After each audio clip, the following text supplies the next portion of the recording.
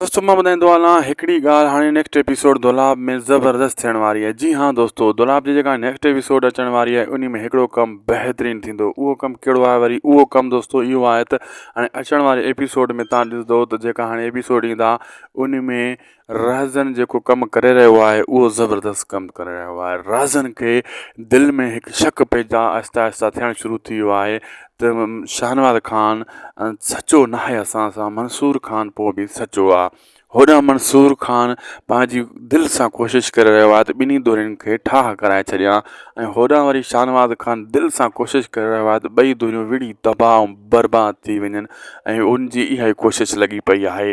दोस्तों मां ॿुधाईंदो हलां ड्रामा सीरियल दुलाब जे हर हिकु एपिसोड जी जेका कहाणी आहे न, तव्हां उन खे गौर कयो त तव्हांजे साम्हूं इहे नज़ारा रोज़ानो ईंदा हूंदा, ऐं बिल्कुलु हिकु हिकु लफ़्ज़ ज़बरदस्त लिखियो वियो आहे ऐं बहितरीनु लिखियो वियो आहे। जिथे किथे इन ड्रामे जी हाक लॻी पई आहे, जिथे किथे हनीशा मंसूर ख़ान जा डायलॉग माण्हू वरझाईंदा वञनि था त हीअ ज़बरदस्त ॻाल्हि इन कई आहे। जिथे किथे इन खे शेयर बि कयो पियो वञे, ऐं ड्रामो नंढो आहे, भलो ड्रामो आहे, पर सौ ते इन खे ख़तमु कयो वञे पियो। कुझु माण्हुनि खे एतिराज़ बि आहे सौ ते हीअ ख़तमु न थियणु खपे।